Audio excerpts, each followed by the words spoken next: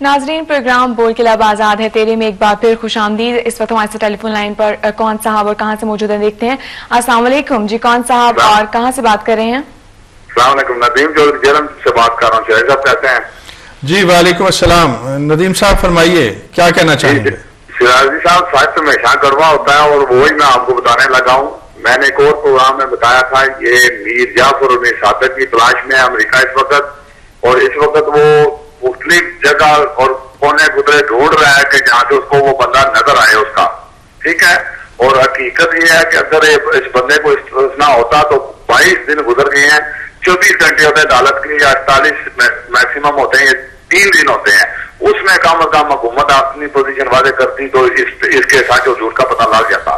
लेकिन अभी वो वावेला और ये दाएं बाएं झांक रहे हैं। असल में हकीकत ये है कि ये बंदा उनका एजेंट है और इसको बचाने के लिए ये कर रहे हैं। और दूसरी बात आपको खास बताऊं, जब यूएनओ ने कहा था कि आप अफगानिस्तान में ना जाएं, किसी बंदे ने या किसी अमेरिकन ने ये कहा था कि हम यूएनओ की बात मानते हैं, और इन्होंने अफगानिस्तान पे चढ़ाई की। ठीक है, इराक में मामले भी ऐसे हुआ। तो आप ये बताएं कि इन्होंने खुद कौन से असूल और कानून की पासदारी की है? ठीक है, अगर खुदा ना खासा इस वक्त हुकूमत ने कोई गलत एक्शन लिया, सबसे बड़ा मसला पूरे मुल्क की में खुदा ना करे इसे एक तबाही फैलेगी। पीपल पार्टी का तो नाम निशान रहेगा नहीं रहेगा, लेकिन मुल्क में अफरा तफरी होगी। और इसी बहाने को लेके आज हमारे आखिरी नबी हज़रत मोहम्मद सल्लल्लाहु अलैहि वसल्लम की विलादत का दिन है, और जितने बड़े बडेरे हैं इंक्लूडेड हमारे मियाँ साहब और ये प्रेसिडेंट और जितने लोग हैं, बजाय इसके कि आप किसी महफिल में शामिल होते, उसको जनाब सलूट करने के लिए सारे बैठे हुए हैं। ठीक है, सच्ची बात यह है कि ये बंदा उनका एजेंट है। एक बंदे को बचाने के लिए उन्होंने इतनी दौड़े लगाई हैं, और इंशाल्लाह अल्लाह मेरे निजात तो सच सामने आएगा। ये उनका खास एजेंट है। ये किसी सूरत में इसको सुना नहीं होना चाहिए। इसको हमने रंगे हाथों पकड़ा है और इसको फांसी होनी चाहिए। अल्लाह हाफिज़।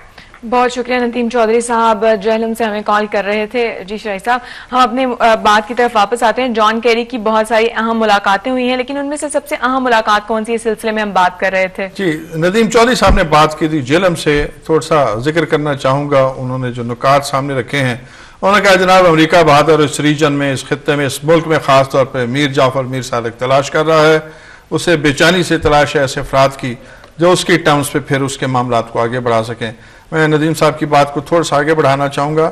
मेरे ख्याल से उसके मोहरे जो हैं वो अब गुमे हुए नहीं हैं, वो तलाश कर चुका है अरसे दराज से, उस पर काम हो रहा है। उसके मोहरे आप अगर देखना चाहें पाकिस्तान के मीडिया में तो आपको नजर आ जाएंगे, कॉलम निगारों में मोहरे बैठे हैं। टीवी के एंकर जो हैं वो उनकी लाइन को टो कर रहे हैं। चांद एक तो गुफ्तगू से सब पहचाने जाते हैं कि कौन किसकी जुबान बोल रहा है, लेकिन बहरहाल काबिल सलाम वो लोग हैं जो पाकिस्तान की और अपने अवाम की जुबान बोल रहे हैं, और जहाँ के तहफ़्फ़ुज़ की बात कर रहे हैं, और मुल्क की इकानमी की बात कर रहे हैं, और चोरों लुटेरों डाकों पे हाथ डालने की बात कर रहे हैं।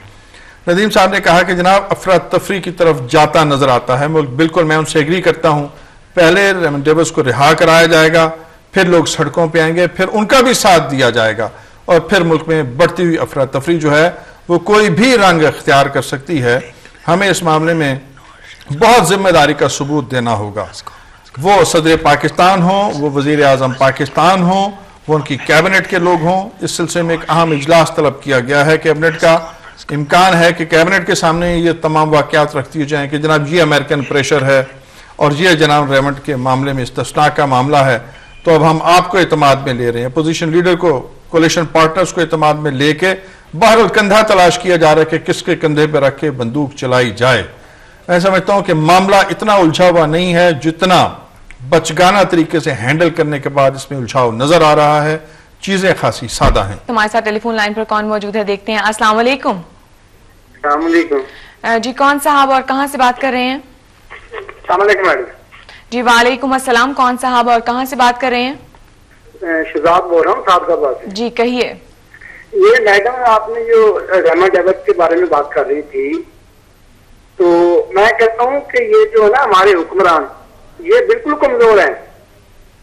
ये इसको छोड़ देंगे। ठीक है, इनके जो है ना अपने वो क्या ना इनके अपना इनके सब जो सिस्टम है ये बाहर है, सब पैसा इनका बाहर है। जब ये उधर ये करेंगे ना अपना उनके खिलाफ बातें, उनको नहीं छोड़ेंगे, इनका नुकसान होगा। ہمارا عوام کو کوئی نقصان ہوگا. ہم تو پہلے ہی پریشان ہیں. جی بہت شکریہ. شہزاد صاحب ہمیں کال کر رہے تھے صادق آباد سے. جی شرائط صاحب. صادق آباد سے بات کر رہے تھے جناب شہزاد صاحب. انہوں نے کہا جناب پاکستان کا نقصان نہیں ہے، نقصان امریکہ کا ہوگا. بات شہزاد صاحب کی بالکل درست ہے. پاکستان کی اس خطے میں اہمیت، امریکہ کے مفادات اس خطے کے ساتھ جتنے گہرے اور جتنے شدید ہو چکے ہیں، امریکن قوم کو تو شاید اس کا احساس ہو. بعض امریکن ایسے ہیں یا ان کا رویہ کم از کم ایسے لگتا ہے کہ ان کی عجلت اور ایک آدمی کو بچانے کی کوشش میں ان مفادات کو نقصان پہنچنے کا اندیشہ ہے. ہمارے بعض دوستوں نے کال کر کے ان خدشات کا اظہار کیا کہ ملک افراتفری کی طرف جائے گا. تو میں سمجھتا ہوں کہ اگر ہمارے ملک ایک عام آدمی کو اس بات کا اندازہ ہے کہ ریمنڈ کی رہائی پاک امریکہ ریلیشن شپ کے راستے میں ایک بہت بڑی رکاوٹ بن سکتی ہے، معاملات بگڑ سکتے ہیں. ملک میں اگر افراتفری ہوتی ہے تو اس کا نقصان ہم سے زیادہ امریکہ کو ہوگا، خاص طور پہ ایسے میں جب جماعت اسلامی کے سربراہ مولانا منور حسن یہ واضح طور پہ کہہ چکے کہ اگر ریمن ڈیوس کو رہا کیا گیا تو پورے ملک میں ایک احتجاج کا سلسلہ شروع کیا جائے گا. میں سمجھتا ہوں مولانا منور حسن یا بحثیت ایک پارٹی کے جماعت اسلامی اگر احتجاج نہ بھی کرے تو میں سمجھتا ہوں اس وقت قوم جتنی بے چین ہے اور جتنی کنسرن نظر آ رہی ہے پاکستان کی سیکیورٹی، پاکستان کے دیگر معاملات کے حوالے سے اور خاص طور پہ اس تخریب کار کے حوالے سے جس کا نام ریمن ڈیوس ہے، میں سمجھتا ہوں کوئی جماعت، کوئی شخصیت سامنے نہ بھی ہوئی تو عوام کا احتجاج جو ہے وہ بالکل ایکسپیکٹڈ ہے. اور یہ احتجاج اتنا معمولی نہیں ہوگا کہ چند پولیس کی لاٹھیاں چند سر پھاڑنے کے بعد لوگ گھروں میں آرام سے بیٹھ جائیں گے. یہ احتجاج ایک آگ کی صورت اختیار کر سکتا ہے. شاہد صاحب اگر ہم یہ کہیں کہ ریمن ڈیوس کے معاملے کو حکومت نے مس ہینڈل کیا ہے بہت زیادہ تو یہ کہنا صحیح نہیں ہوگا؟ میرا خیال ہے جی ہر طرف سے جو ہمیں تجزیہ موصول ہو رہا ہے، اگر آپ اخبارات اٹھا کے دیکھیں، ٹی وی کے ڈیفرنٹ ٹاک شوز میں بیٹھنے والے اینالسٹ حضرات کے جو انالیسز ہیں تو سب ایک نقطے پہ بالکل متفق ہیں کہ حکومت جتنے بہتر انداز میں اس معاملے کو ہینڈل کر سکتی تھی اتنے ہی زیادہ بچکانہ انداز میں اس کو ہینڈل کیا گیا، معاملے کو الجھایا گیا اور خراب کیا گیا. اور خاص طور پہ حکومتی موقف اگر واقع حادثے کے فوراً بعد تھوڑا سا اپنے قدموں پہ وزن ڈالا جاتا ہے حکومت کی جانب سے، وہ گاڑی جو آج تک برآمد نہیں ہو سکی، وہ مفرور ملزمان گرفتار نہیں ہو سکے جو ایک شخص کی جان لینے کا باعث بنے ایکسیڈنٹ کے حوالے سے، وہ گاڑی پاکستان کی حکومت کو ہینڈ اوور نہیں کی گئی. اگر اس معاملے میں تھوڑا سا پرسیو کیا جاتا اور سختی سے پرسیو کیا جاتا تو امریکنز کو اندازہ ہو جاتا کہ ہم قانون کی عملداری میں کتنے سنجیدہ ہیں. لیکن میں سمجھتا ہوں کہ نرمی دکھائی گئی ہے، وہ طریقہ اختیار نہیں کیا گیا، وہ انداز اپنایا نہیں گیا جو امریکن کو سمجھ میں آتا ہے.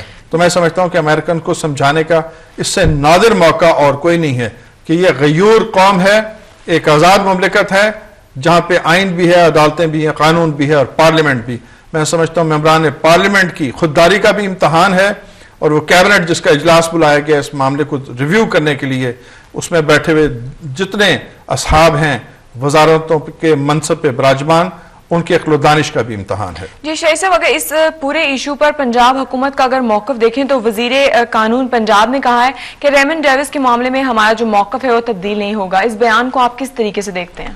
دیکھیں جی میں اس بیان کو لیٹر اینڈ اسپرٹ میں دیکھتا ہوں. میں سمجھتا ہوں کہ رانا ثناء اللہ صاحب نے حکومت پاکستان کی ترجمانی جس انداز میں کی ہے، کم از کم پنجاب کی حد تک لوگوں میں ایک سائن آف سیٹسفیکشن آپ کو دیکھنے کو ملے گا. قوم یہی چاہتی ہے، پنجاب میں بسنے والے ہوں، پورے ملک میں بسنے والے بنیادی طور پہ یہ چاہتے ہیں کہ انصاف کے تقاضے پورے کیے جائیں.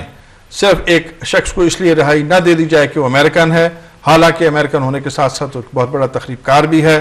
انویسٹیگیٹ ہونا چاہیے، انٹروگیٹ ہونا چاہیے اور معاملات کلیئر کرنے چاہیے. جی بالکل ناظرین، آج کے پروگرام میں ہم نے جس موضوع پر بات کی وہ یہ تھی کہ جان کیری کی ملاقاتیں اور باتیں. یہ جو ملاقاتیں جان کیری پاکستان میں پاکستانی حکمرانوں سے اور پولیٹیشین سے کریں گے وہ کس حد تک کارآمد ثابت ہوں گی ان کے اس مشن کے لیے جس کو وہ کرنے کے لیے پاکستان آئے ہیں.